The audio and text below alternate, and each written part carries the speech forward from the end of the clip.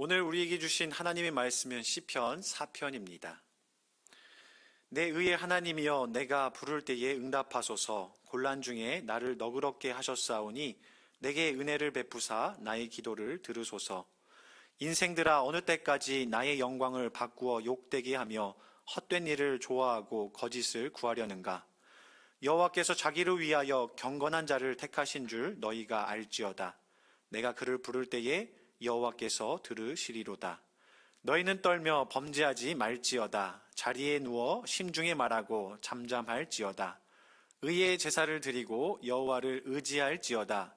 여러 사람의 말이 우리에게 선을 보일 자 누구뇨 하오니 여호와여 주의 얼굴을 들어 우리에게 비추소서. 주께서 내 마음에 두신 기쁨은 그들의 곡식과 새 포도주가 풍성할 때보다 더하니이다. 내가 평안히 눕고 자기도 하리니 나를 안전히 살게 하시는 이는 오직 여호와이시니이다. 아멘.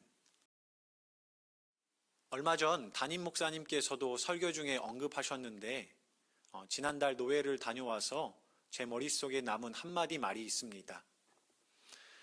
쩔쩔매며 지금까지 목회했었습니다. 정말 쩔쩔매며 목회했습니다. 이야기하시며 은퇴사를 남기신 어느 은퇴 목사님의 한마디가 그것입니다. 올곧은 목사님이셨고 또 최선을 다해 목회를 하셨던 분이시기에 그 한마디의 말의 무게가 참 무겁게 다가왔습니다. 그리고 그 고백이 남일 같지 않는 것은 돌이켜보면 사실 우리의 인생도 하루하루 쩔쩔매며 살아가기 때문입니다. 나를 둘러싼 수많은 문제, 건강의 문제, 자녀의 문제, 또 예상치 못한 여러 문제들로 우리는 하루하루 쩔쩔매며 살아갑니다. 오늘 시편을 지은 다윗 왕도 마찬가지였습니다. 다윗의 명성과 그 무용담 뒤에 가려져서 잘 드러나지는 않지만 다윗은 언제나 쩔쩔매는 인생을 살았습니다. 부모 품에 있을 때에는 자기를 미워하는 형들 때문에 쩔쩔맸죠. 궁궐에서 자기를 죽이려고 하는 사울왕 때문에 쩔쩔맸습니다. 사울왕을 피해 광야에 지낼 때는 이웃나라 사람들로 인해서 또 쩔쩔맵니다. 왕이 되어서는 괜찮았습니까? 아닙니다. 왕이 되어서는 자녀들로 인해서 쩔쩔매는 인생을 살았습니다. 암논과 다말, 압살롬까지 자녀들의 문제는 그를 괴롭게 하기에 충분했습니다. 이렇듯 다윗도 우리처럼 하루하루 고단했고 정말로 쩔쩔매는 인생을 보냈지요. 감사한 것은 다윗이 그 고단한 삶 가운데에서도 넘어지거나 낙심하지 않고 형통하게 살아갈 방법을 오늘 말씀으로 우리에게 가르쳐 주었다라는 겁니다.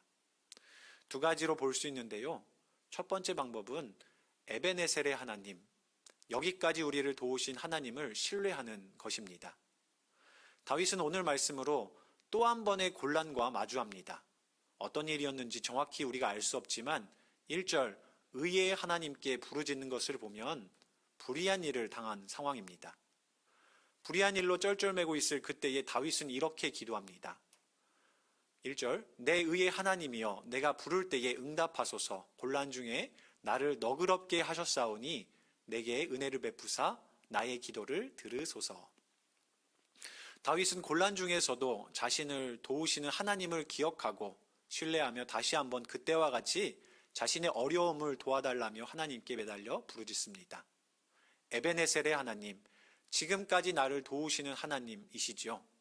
그분을 신뢰하고 그분에게 부르짖는 것, 그것이 바로 다윗이 모진세파에도 굳건히 일어설 수 있었던 형통의 비결인 것입니다. 다윗이 양을 칠 때에 자신을 죽이려고 달려드는 사자 앞에서도 또 골리앗, 사울과 같은 수많은 적들 앞에서도 형통할 수 있었던 이유는 그가 에베네셀의 하나님을 기억하고 그분을 신뢰했기 때문입니다. 사랑하는 성도 여러분, 모진세파에 우리가 흔들리지 않고 굳건히 살아갈 수 있는 방법, 정말 하루하루 쩔쩔매며 살아가는 이 상황, 이 순간에도 우리가 형통하게 살아갈 수 있는 방법, 그것은 오직 에베네셀의 하나님, 하나님은 언제나 나를 도우셨습니다. 이것을 기억하고 그분을 신뢰할 때 우리의 삶이 다윗과 같이 형통하다라는 사실 꼭 기억하셨으면 좋겠습니다. 두 번째로 다윗은 이 쩔쩔매는 그의 인생 가운데에서도 하나님의 선택을 받기 위해 부단히 노력했습니다. 그것이 형통의 비결이었다라는 것이지요. 3절입니다. 여호와께서 자기를 위하여 경건한 자를 택하신 줄 너희가 알지어다. 내가 그를 부를 때에 여호와께서 들으시리로다. 경건한 자를 택하신다. 다윗은 하나님께서 자신의 기도를 들어주시는 이유에 대해서 분명히 알고 있었습니다. 그래서 세상과 사람이 아닌 하나님 앞에 경건하기 위해, 하나님께 택함받기 위해 죽을 힘을 다합니다. 원수였던 사울을 죽일 수 있는 절호의 기회를 하나님의 말씀 때문에 포기했지요. 다윗 편에 서서 함께 고생했던 용사들의 신의를 저버릴 수도 있는 선택이었지만 하나님의 말씀에 우선순위를 두어서 사람이 아닌 하나님 앞에서 경건한 모습을 보여드렸습니다. 그렇게 하여 사울을 2번이나 살려보내지요. 언약궤가 다윗성에 들어올 때 백성들 앞에 체면을 구기는 행동을 보였지만 다윗은 하나님의 말씀이 자기의 성으로 들어옴으로 인하여서 세상에서 가장 행복한 사람의 모습을 보여주었습니다. 이 모든 것이 하나님께 경건하기 위한 다윗의 끝없는 노력이었다라는 것이지요. 옛말에 지성이면 감천이다라는 말이 있지요. 정성이 지극하면 하늘도 감동한다라는 뜻입니다. 다윗은 진정 정성을 쏟아야 할 대상을 알고 있었습니다. 세상과 사람들이 아니라 하나님입니다. 하나님께 선택받기 위하여 다윗은 부단히 노력하고 또 노력한 것이지요. 그 결과 그는 에베네셀의 하나님, 언제나 자신을 도우시는 하나님을 신뢰하게 되었고 쩔쩔매는 인생 가운데에서도 힘차게 앞으로 나아갈 수 있었습니다. 7절은 다윗이 하나님을 신뢰했을 때 그가 얻은 기쁨을 표현하고 있는데 이렇게 말합니다. 주께서 내 마음에 두신 기쁨은 그들의 곡식과 새 포도주가 풍성할 때보다 더하니이다.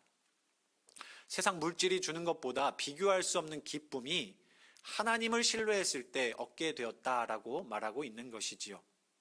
그리고 그 기쁨은 선물이 되어서 다윗의 고단한 삶 속에서도 그가 편히 누워 잘 수 있는 은혜를 허락해 주었습니다. 8절입니다. 내가 평안히 눕고 자기도 하리니 나를 안전히 살게 하시는 이는 오직 여호와이시니이다.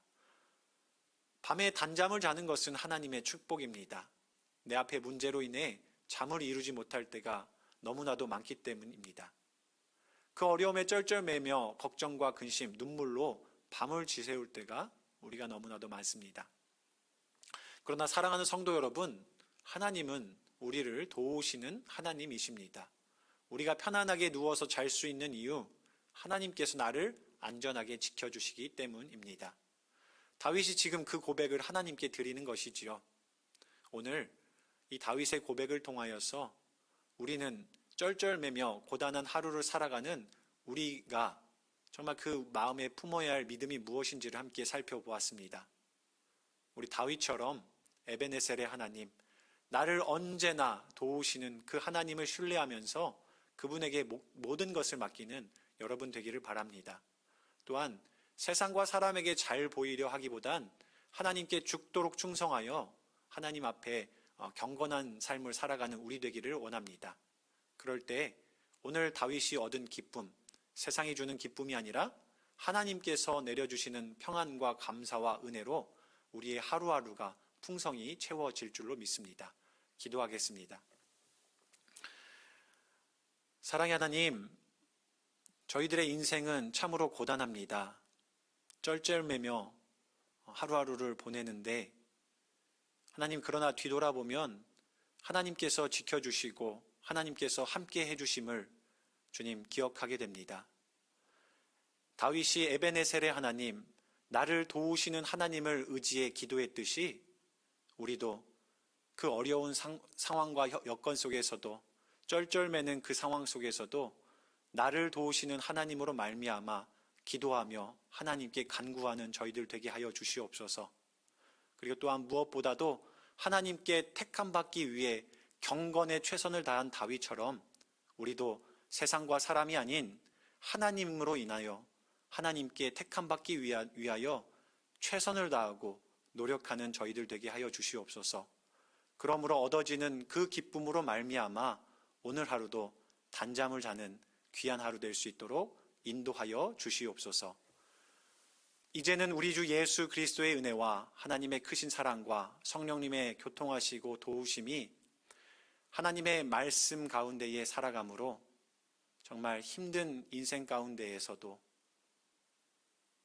평안을 누리고 기쁨과 감사로 하루하루를 살아가는 우리 믿음의 가족들 머리 위에와 그들의 가정과 사업장 위에 우리 능곡교회 위에 지금부터 영원토록 함께 하시기를 간절히 축원하옵나이다. 아멘.